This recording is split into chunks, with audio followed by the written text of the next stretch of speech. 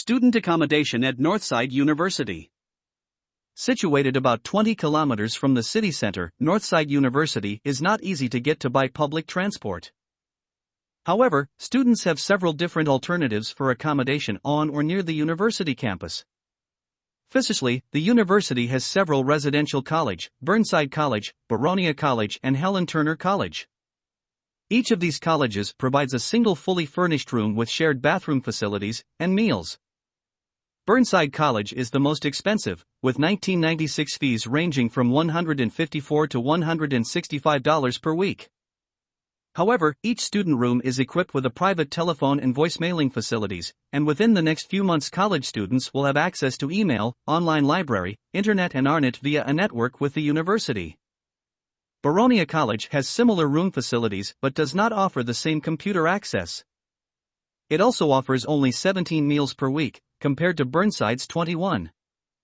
Fees vary from $147 to $157 per week. Helen Turner College is a college exclusively for women, with similar fees to Beronia College. To attend classes, students have a short walk from the residential colleges to the main university campus.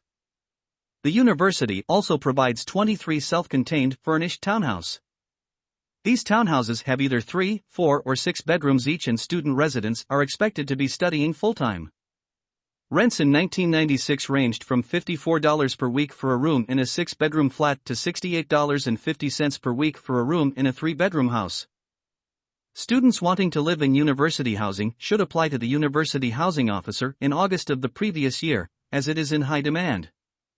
Smoking is banned in university housing. Off campus, there are many flats, townhouses, and houses for rent in the local area. These can be found by looking in the local newspaper under accommodation, or by checking notices pinned up on the boards around the university. There are always students advertising for housemates, and you can even add a notice of your own to the board. However, even sharing accommodation with others can be expensive. Tenants are usually required to pay a rental bond, rent in advance, and telephone/electricity/gas bills in addition to food bills. Be sure that you know what you will be required to pay before you enter into any written agreement.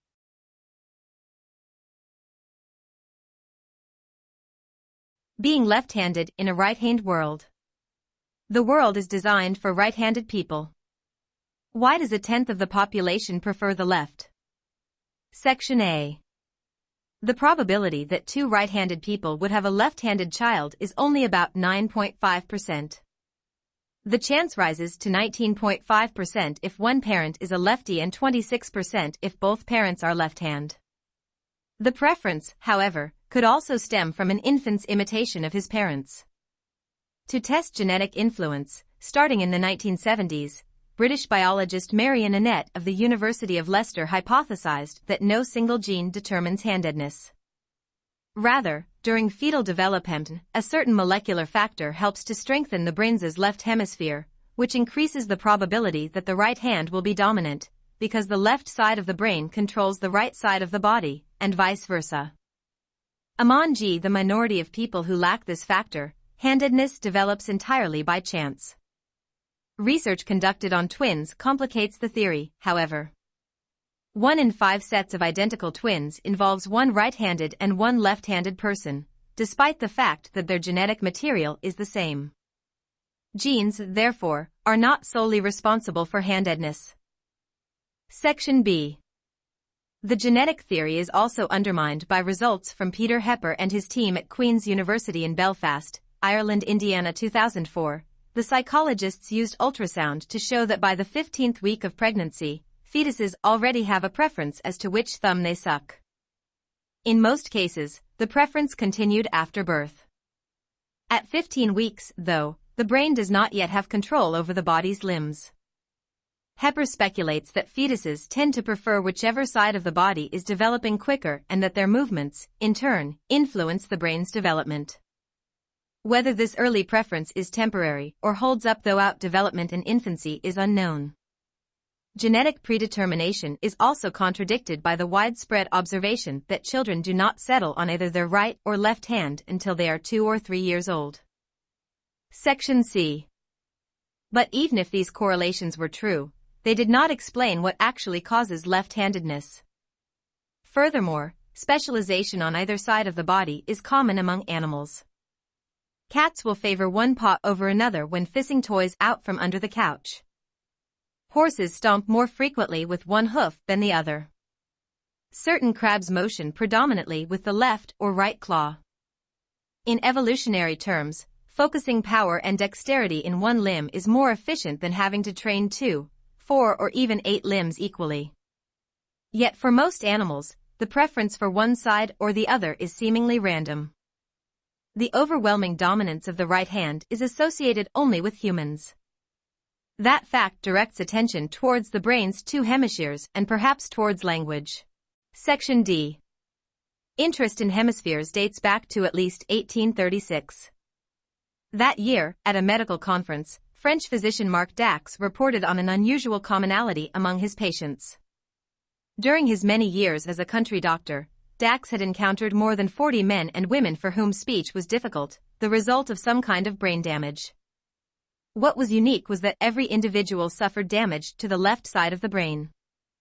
At the conference, Dax elaborated on his theory, stating that each half of the brain was responsible for certain functions and that the left hemisphere controlled speech.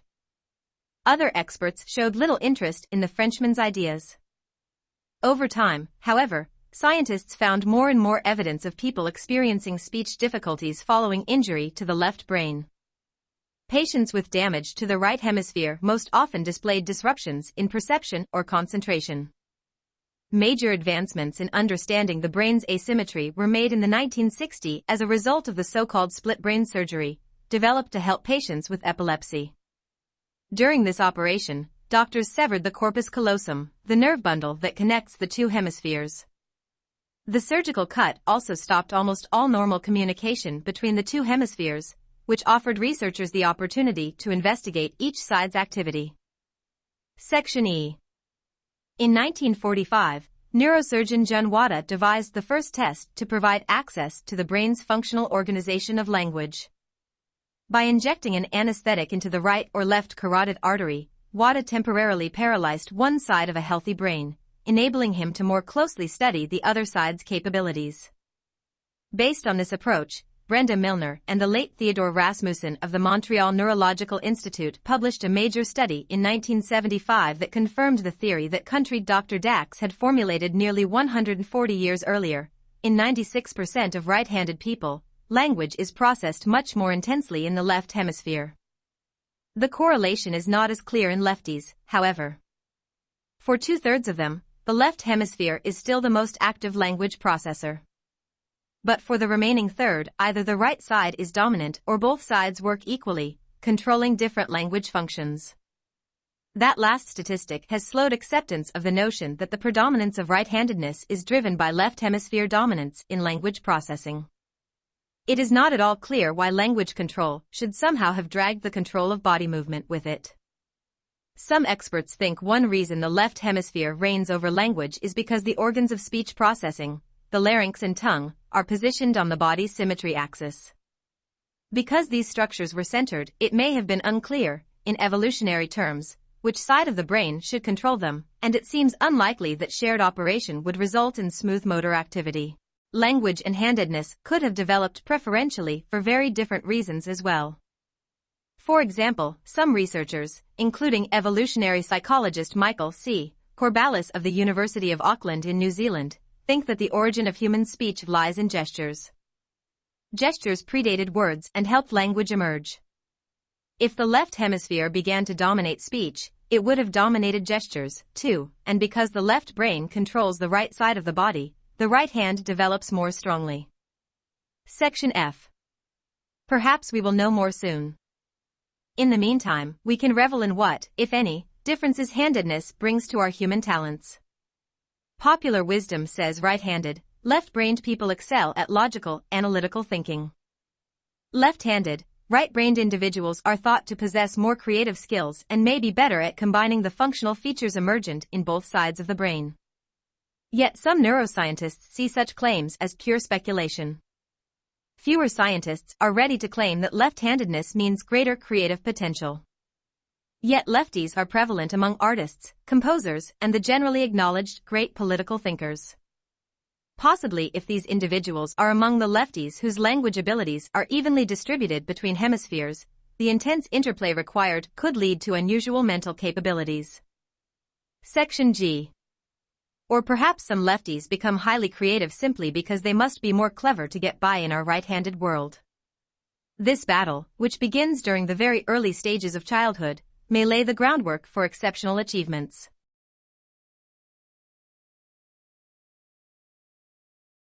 November every year. The cars congregate from 6 a.m. with the first car departing at sunrise, 6:56 a.m., and the last car leaving from between 8 a.m. and 8:30 a.m. Hyde Park is located in central London and is easily accessible. Cars not associated with the run and without valid identification will not be allowed access to the park from 5 a.m. to 12 p.m. Should you wish to show your support at Hyde Park, please enter the park on foot. How to get to Hyde Park? If you are using a mobile device, the postcode for the park is W2, 2UH. This is for guidance only as the park covers a large area. By tube. The tube stations that surround Hyde Park are Lancaster Gate, Central Line. Marble Arch, Central Line. Hyde Park Corner, Piccadilly Line. Knightsbridge, Piccadilly Line. The closest tube station to the VCR start line is Hyde Park Corner. By bus. The buses that stop at Hyde Park are North London, 6, 7, 10, 16, 52, 73, 82, 390, 414. South London, 2, 36, 1137, 436. West London, 9, 10, 14, 19, 22, 52, 74, 148, 414. East London, 8, 15, 30, 38, 274. By car. Should you wish to travel by car, there are many car parks located nearby to Hyde Park. The closest car park is situated to the south of Hyde Park and is managed by Q Park. Please contact them directly for prices and location. The open-top bus tours give spectators the opportunity to be involved and experience the 60-mile route taken by the veteran cars. You will be able to soak up the atmosphere at the start line with exclusive access to the paddock area and then follow the cars down the whole route.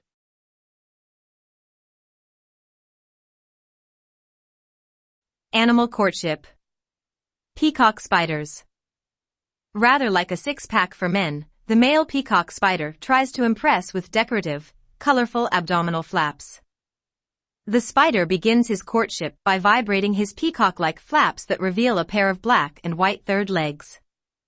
For female peacock spiders, nothing could be sexier, but males beware, because if their courtship goes too far, the female, rather like the black widow spider, might eat its mate. Bowerbird. Male bowerbird have to be the ultimate home designers of the animal kingdom. To start their courtship, they build an elaborate home called a bower. To make their nest as attractive as possible, bowers have been known to use flowers, berries, seashells, plastic beads, coins, broken glass, and even rifle shells. The potential mate can be quite fussy, and if not impressed, the male will keep adding to his elaborate home to make it more and more colorful. Northern cardinals. The male northern cardinal will bring bits of food, usually fish, to the bird they are courting, and with a tilt of his head, place a tasty snack into her beak. As if this wasn't enough, cardinals will also take part in what is known as countersinging. Each bird, still within its own territory, will sing to each other by matching and repeating phrases together. Chameleons. A male chameleon will try to attract a mate by bobbing his head up and down and from side to side to try and get the attention of a potential mate. For males not so sensitive to their progress, the female will show dull colors if she likes him, but if not, other colors will be shown and he had better run. Frigates.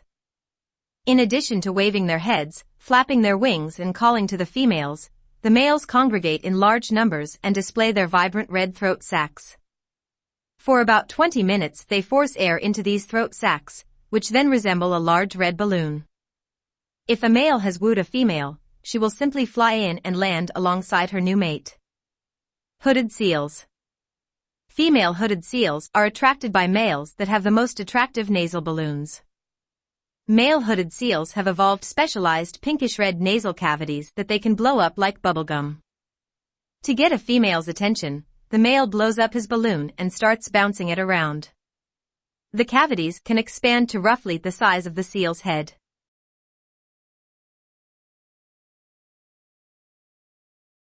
The 2003 heat wave. It was the summer, scientists now realize, when global warming at last made itself unmistakably felt. We knew that summer 2003 was remarkable. Britain experienced its record high temperature and continental Europe saw forest fires raging out of control, great rivers drying to a trickle and thousands of heat-related deaths. But just how remarkable is only now becoming clear. The 3 months of June, July and August were the warmest ever recorded in Western and Central Europe, with record national highs in Portugal, Germany and Switzerland as well as in Britain. And they were the warmest by a very long way. Over a great rectangular block of the Earth stretching from west of Paris to northern Italy, taking in Switzerland and southern Germany, the average temperature for the summer months was 3.78 degrees above the long-term norm, said the Climatic Research Unit (CRU) of the University of East Anglia in Norwich, which is one of the world's leading institutions for the monitoring and analysis of temperature records. That excess might not seem a lot until you are aware of the context, but then you realize it is enormous. There is nothing like this in previous data, anywhere. It is considered so exceptional that Professor Phil Jones, the CRU's director, is prepared to say openly zero in a way few scientists have done before, that the 2003 extreme may be directly attributed, not to natural climate variability, but to global warming caused by human actions. Meteorologists have hitherto contented themselves with the formula that recent high temperatures are consistent with predictions of climate change. For the great block of the map, that stretching between 35-50N and 0-20E, the CRU has reliable temperature records dating back to 1781. Using as a baseline the average summer temperature recorded between 1961 and 1990, departures from the temperature norm, or anomalies, over the area as a whole can easily be plotted. As the graph shows, such is the variability of our climate that over the past 200 years, there have been at least half a dozen anomalies, in terms of excess temperature, the peaks on the graph denoting very hot years, approaching, or even exceeding, 2 degrees. But there has been nothing remotely like 2003, when the anomaly is nearly 4 degrees. This is quite remarkable, Professor Jones told The Independent. It's very unusual in a statistical sense. If this series had a normal statistical distribution, you wouldn't get this number. The return period, how often it could be expected to recur, would be something like 1 in 1,000 years. If we look at an excess above the average of nearly 4 degrees, then perhaps nearly 3 degrees of that is natural variability, because we've seen that in past summers. But the final degree of it is likely to be due to global warming, caused by human actions. The summer of 2003 has, in a sense, been one that climate scientists have long been expecting. Until now, the warming has been manifesting itself mainly in winters that have been less cold than in summers that have been much hotter. Last week, the United Nations predicted that winters were warming so quickly that winter sports would die out in Europe's lower-level ski resorts. But sooner or later, the unprecedented hot summer was bound to come, and this year it did. One of the most dramatic features of the summer was the hot nights, especially in the first half of August. In Paris, the temperature never dropped below 23 degrees Celsius (73.4 degrees Fahrenheit) at all between the 7th and the 14th of August, and the city recorded its warmest ever night on 11 to 12 August, when the mercury did not drop below 25.5 degrees Celsius (77.9 F). Germany recorded its warmest ever night at Weinbiet in the Rhine Valley with a lowest figure of 27.6 degrees Celsius (80.6 F) on August 13, and similar record-breaking nighttime temperatures were recorded in Switzerland and Italy. The 15,000 excess deaths in France during August, compared with previous years, have been related to the high nighttime temperatures. The number gradually increased during the first 12 days of the month, peaking at about 2,000 per day on the night of 12-13 August, then fell off dramatically after August 14 when the minimum temperatures fell by about 5 degrees.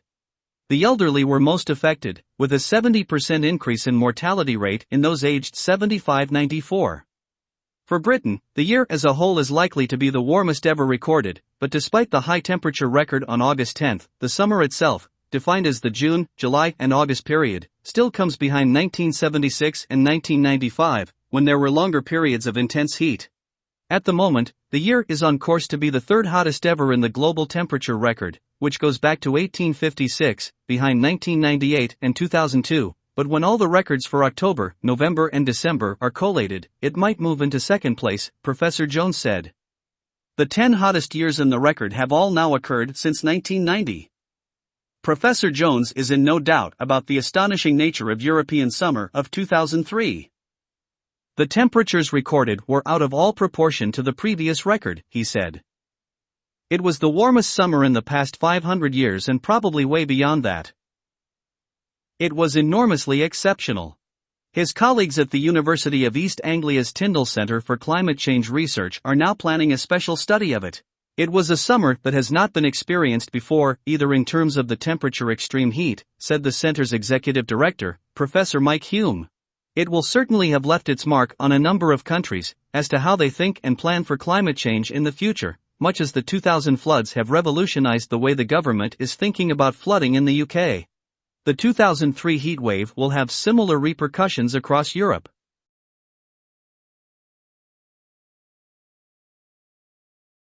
Starting a family restaurant business, advice for entrepreneurs. Preparation.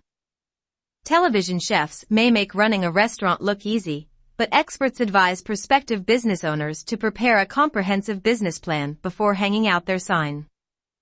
Modeling the overall expenses of a restaurant's first year by asking for quotes from food vendors, electricians and staffing agencies can help novice owners understand how much is required to make their dream restaurant a reality. Time frame. A restaurant owner's familiarity with the food service industry will often define the turnaround time from idea to execution.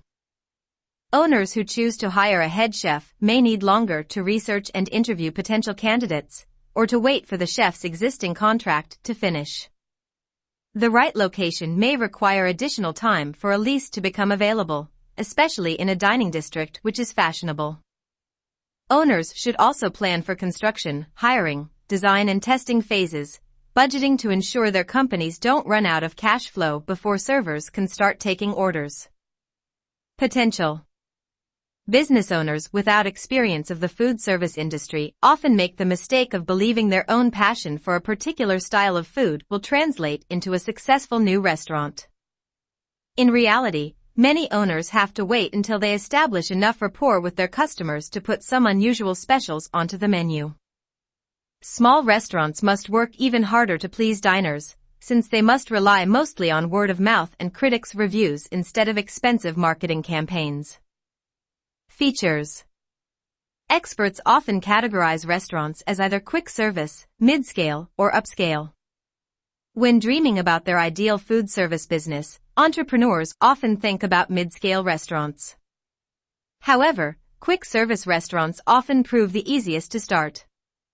Quick service no longer means just fast food, especially with a variety of concepts that minimize launch and training times. Upscale restaurants often prove trickier to get started, requiring more hands-on expertise and enough added value to warrant higher prices. Benefits. New restaurant owners surveyed for articles appearing in the Boston Globe and the New York Times all cited the desire to work with their hands and see more direct results from their labor than they enjoyed in their previous careers. Small restaurants can benefit from strong word of mouth, especially when they cater for a specific market, like lunch hour rush or pre-theater dinner. When choosing a concept, prospective restaurant owners should be able to explain why diners will prefer their establishment.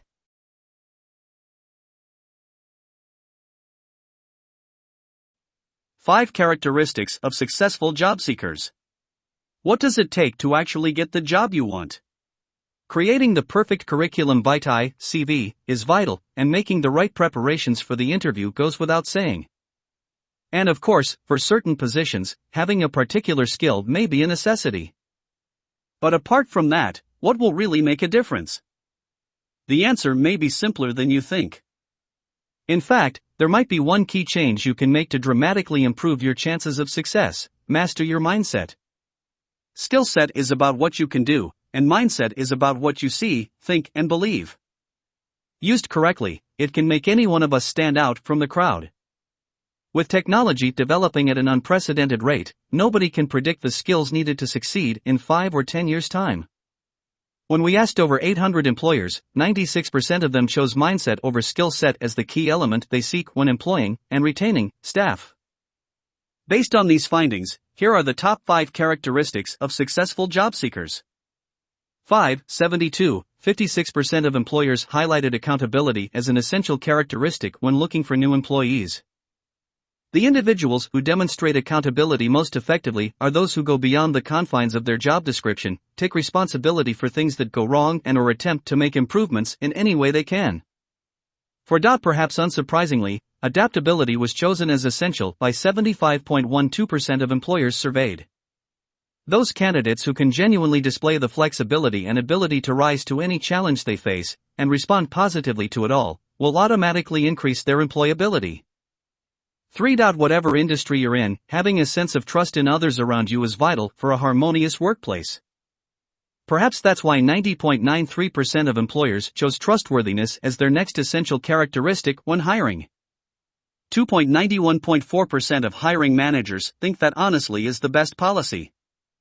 Although honesty is inevitably linked to accountability and trustworthiness to a certain degree, adopting it as an integral part of your mindset and being able to practically display it is crucial. It doesn't have to be too hard-hitting, just a few words to show that you have morals should be more than enough. 1. Finally, according to our research, the most important trait for successful job seekers is commitment. In fact, 92.09% of all employers said that this was absolutely essential for all team members and potential hires. Being dedicated to one's work undoubtedly has an exceptionally powerful effect. If it's there, it engenders trust and earns respect.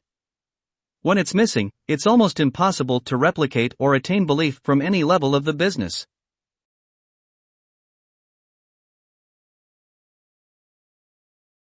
Professional credentials, advice for immigrants. As an immigrant to North America, you will need to ensure that employers and organizations such as colleges and universities properly recognize your international credentials. These may be trade certificates, but also educational qualifications such as degrees or diplomats that you have completed or partially completed. It is common for hiring personnel to have little or no training in evaluating an academic background earned outside of North America. But at the same time, employers see formal education as very important when hiring. Education is a hiring requirement for 60% of employment opportunities, but 40% of human resources staff say that if they do not know a lot about the value of documents attained elsewhere, they will not recognize them. Research has shown that sometimes immigrants start with a lower salary level than people who have completed their training in North America. You may want to apply for employment opportunities with companies whose staff understands your situation or, more importantly, who know where to send you to get your North American qualifications. If you need to complete your training in North America, apprenticeships leading to skilled trades are in high demand. Apprenticeship training is a hands-on program where about 10% is a classroom setting at community colleges, and 90% of the training is on the job. The training involves working for an employer and earning income during the training period. Sometimes there is a limit of 5 years for training. You may be able to use this training toward college or university credits or education. There is a good potential for long-term job security after completion of apprenticeship training. If you earned your papers outside of North America, you will need to get them translated if you want to work or study. It is important for you that your education is assessed by an accredited assessment service when you are applying for jobs, and particularly if the job posting has an education requirement. As well, it is recommended that you include a copy of the report with your cover letter. It is suggested that you provide this information early and do not wait until the time you actually meet with the employer. Getting job interviews is more than 50% of the whole process of securing employment, and with an evaluation report, you need to make sure that employers are screening you in rather than out. Establishing yourself in North America is a difficult process, but companies do consider integrating immigrants into the workforce important to the workplace mosaic. Employers are making significant progress in improving diversity at work.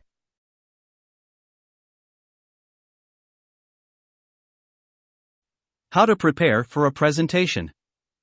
The first time your boss suggests that you formally present something to your department or a client, our reaction may be to panic.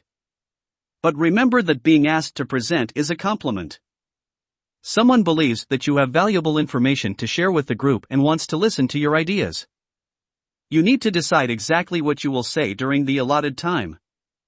Condense your topic into one sentence. What do you want your audience to remember or learn from your talk? This is your big idea. Remember that you are dealing with the short attention spans of individuals who tend to have many things on their minds. Think of 3 main points you want to make to support your overall topic. Develop a story to demonstrate each of those concepts. This could be something that happened to you or someone you know, or something you read in a newspaper or magazine. We have all heard the saying, a picture is worth 1,000 words. Think about how your presentation can be more interesting to watch. Props are a wonderful way to make your talk come alive. You could do something as simple as holding up a toy phone receiver when talking about customer service or putting on a hat to signal a different part of your talk. Think of a dynamic and unusual way to start your presentation. This might involve telling anecdotes that relate to your topic. Never begin with, "Thank you for inviting me here to talk with you today." You will put your audience to sleep right away. Start off enthusiastically so they will listen with curiosity and interest. After your energetic introduction, identify yourself briefly and thank the audience for taking the time to listen to you.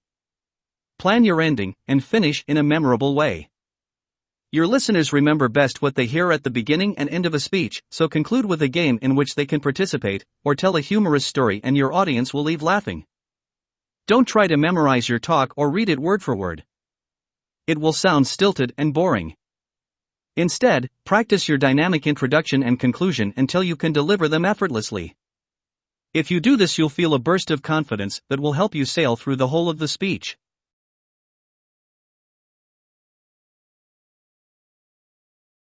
An archaeological discovery in Australia. To the archaeologists, the site by the Jordan River, on the outskirts of present-day Hobart, capital of the Australian island state of Tasmania, did not look particularly promising. But when they began digging, they uncovered an extraordinary treasure trove, millions of artifacts, representing the oldest evidence of human habitation in the southern hemisphere.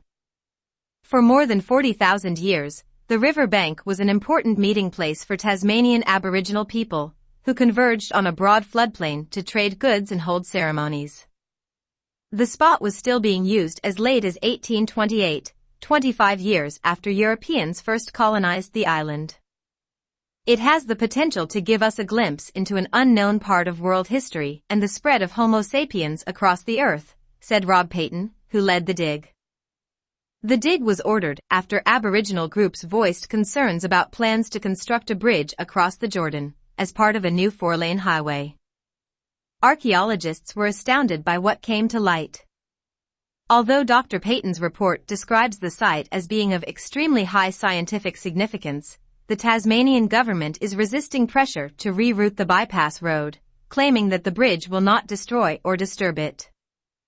Opponents, however, point to concrete pylons which will be sunk into the grassy floodplain and plans to create a massive infill of rocks. While the site is of international significance, it has particular meaning for Tasmanian Aborigines, whose heritage and history were virtually wiped out during the process of European settlement. Much of the Jordan Valley was home to Aboriginal people, and 3 major tribal groups congregated regularly on the floodplain through the millennia. Wild cherries were the main thing to be gathered in the area, which also offered plentiful river life as well as abundant kangaroos and wallabies for meat.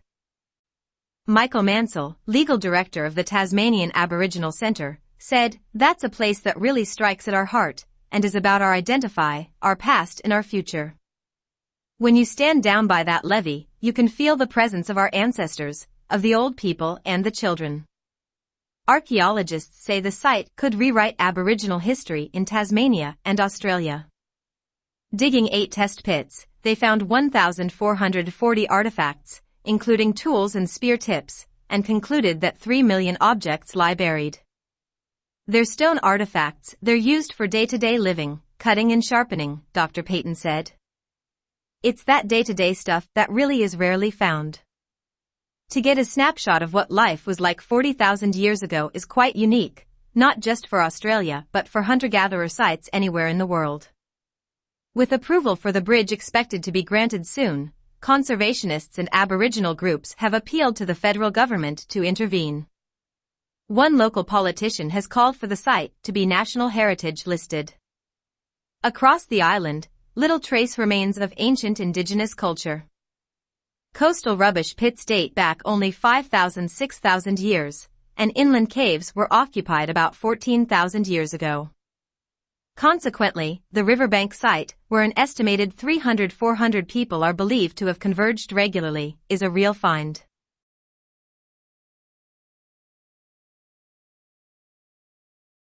Recycling at work, handy hints to employers. It is estimated that avoidable waste costs UK businesses up to 4.5% of their annual revenue. Reducing waste in the workplace is about being efficient. By becoming more efficient, businesses not only increase profits but they also save natural resources. On the island of Jersey, for example, the amount of waste produced each year has doubled since 1980. In 2004 it topped 100,000 tons, and 60% is generated by local businesses. A lot of waste for a small island. Setting up a company scheme. Waste audit. Before starting a recycling scheme, perform an audit. This will make you aware of how much waste you are producing in the company. Company policy. Consider switching your office waste contractor to one that provides a recycling service. Buy recycled paper. Although this is sometimes more expensive, costs can be reduced by lowering consumption and using duplex printers. Get everyone involved. Raise awareness internally within the company, perhaps by putting up educational posters. Allocate a person to be the point of contact for anyone with queries. There are also a couple of ways to increase motivation. Hold internal competitions between different departments. For example, see which can reduce their waste the most within a specific time period. Send out regular newsletters reporting on all waste improvements. Staff will then see the impact their actions are having. What to recycle and how.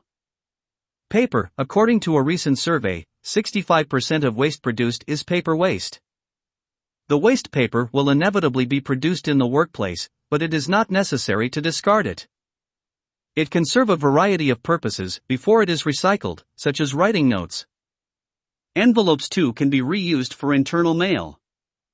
Plastic cups. Rather than supplying disposable plastic cups in your workplace, get ceramic mugs that can be reused. Not only do they make your tea taste better, but they can reduce your office waste by up to 1%. Electrical equipment. Rather than giving up on any old electrical equipment and just throwing it away, why not try upgrading it? This reduces waste, as well as avoiding the need to manufacture a new machine, a process which creates a large amount of waste. You could also consider donating your old computers to charities when it comes to replacing them.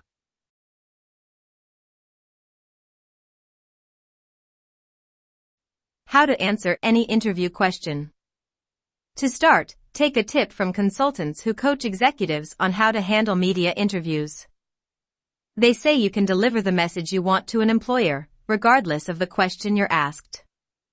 Unlike some politicians, who take no notice of press questions and immediately introduce a different topic in response, job candidates must answer employers' queries, says John Barfoot of the interview training film Genesis. However, you can quickly make the transition from your answer to the important points you want to convey about your qualifications, he says. He advises candidates at job interviews to apply the formula Q equals A plus 1. Q is the question, A is the answer, plus is the bridge to the message you want to deliver, and 1 is the point you want to make. Diligent preparation is also necessary to effectively answer any interview question, say senior executives. They give a number of useful tips. Learn as much as you can beforehand. Ask company employees questions prior to job interviews to gain as much insight as you can. If the company is publicity-owned, find out how viable it is by reading shareholder reports. You can then tailor what you say to the company's issues. Be prepared for questions that require you to show how you handled difficult challenges. These questions require stories in response, but as it's unlikely that you'll have one that fits every situation, try to recall some from your past experience that show how you coped with a range of issues. Count on being asked about a past mistake or blemish on your career record, and don't try to dodge the issue. Ms. Murphy, president of the Murphy Group, a media interview training firm, says that it's important to steer clear of lies at all costs. Just answer the question and move on. When discussing a mistake, focus on the positive outcomes. You learn as much by dropping the ball as you do by catching it, says senior executive Mr. Friedman. When he was being interviewed for his current job, he mentioned he had been involved in many successful turnarounds and one that failed. And I said how I'd benefited in many ways from going through that experience, says.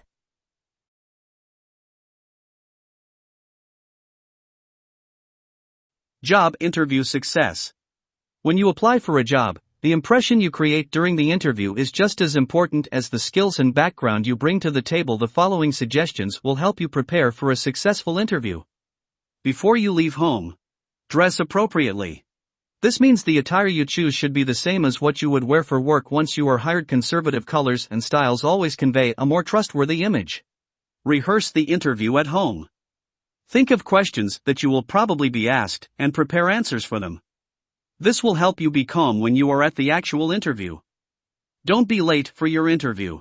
The best way to avoid this problem is to decide ahead of time how you want to get there. If by bus or subway, check the schedules the day before. If by car, plan your route carefully and figure out how long it will take. Careful planning will ensure that you will make a good impression by arriving on time. During the interview, speak clearly. Look the interviewer in the eye when speaking and use clear, confident tones. Do not speak too quickly or nervously. Rather, pronounce your words carefully and pause when searching for ideas. Speaking with a firm, clear voice is one of the best ways to give an impression of self-assurance. Ask questions. Do not be afraid to do this. It will not make you appear unprepared or stupid. On the contrary, asking the right question shows that you are knowledgeable about the company and conveys the impression that you are interested and enthusiastic.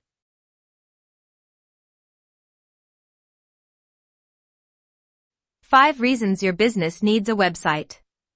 All businesses, large or small, need a website.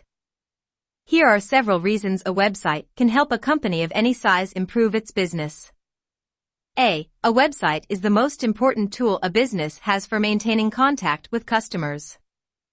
The website gives customers a way to know what services or products you sell and how to contact you. By offering an e-newsletter sign-up on your website, customers can stay informed about events related to your business and your products, and you save on printing costs. A link to your blog keeps customers up to date on what is happening with your business, and keeps them coming back. B a website allows you to expand your customer base beyond your immediate community, and even to other countries. Anyone in the world can have access to your services and products through your website, at no extra cost. C no matter what the size of your business, it is not hard to afford a website. It is easy to set up, and it does not have to break your budget. There are templates available if you want to create a website yourself. Or, you can hire a web designer for a more professional look. Depending on what you need, using the services of a professional does not necessarily cost huge amounts of money. The hosting fees you pay to keep your website up and running are minimal. D you can save on expenses by keeping your website simple. Even just a few pages can be enough to provide your customers with the necessary information to keep them interested in what your business has to offer. A large website with lots of pages is not always necessary. The most essential facts to include in any website, your business name and location, your products, and your contact information, can be contained on just one page. E your website can be a place for your customers to buy your products. You may still do most of your selling at your physical place of business, but the website is another opportunity to sell, and you can reach your customers this way, too.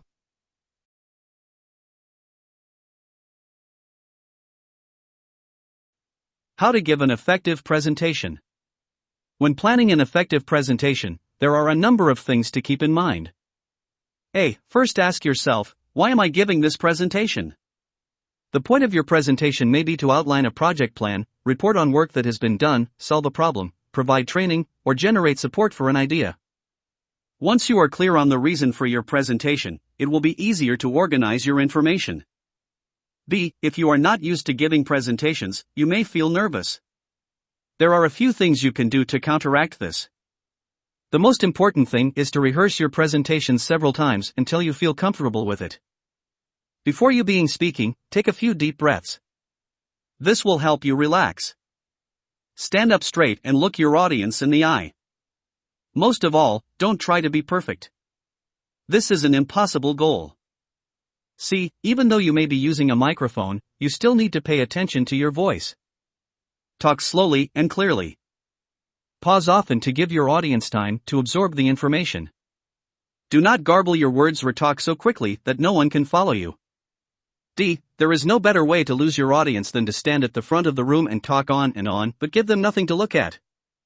Plan to use presentation software to show charts and graphs, photographs, maps, or other graphics that will make your ideas clearer. This is particularly important for numbers, but it is also useful for other kinds of information. E. Before you begin your presentation, remember to check the microphone, computer, and any other special tools you may be using. Make sure everything is in working order before you start talking so that there will be no interruptions due to breakdowns. F. Something that is often overlooked but that is very important for an effective presentation is the lock-in setup. Make sure that the seating is placed so that it allows everyone to see your slides and hear your voice. The chairs should be comfortable, too.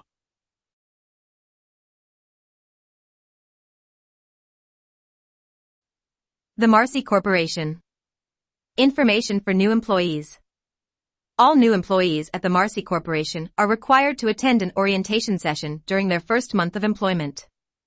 The next orientation session will be held on March 21st in the company conference room. Employee benefits, payment policies, employee responsibilities, and other personnel matters will be discussed. Employees are requested to read the employee manual and submit the signed statement prior to attending the orientation. The Marcy Corporation Employee Manual has been provided to inform our employees about the company's procedures and policies. We ask each employee to take the time to read the manual carefully. After a thorough review of the manual, the statement below should be signed and returned to the employee's supervisor by the date noted below. Every effort has been made to present the information in the manual in a clear and concise manner. If there are any questions regarding the content of the manual, they should be submitted in writing to Human Resources. Statement. I have read a copy of the Marcy Corporation Employee Manual and am familiar with its contents. By signing below, I certify that I understand and accept the information contained in the Marcy Corporation Employee Manual and agree to abide by the Marcy Corporation's policies. Employee signature, _____. Please submit by March 15th.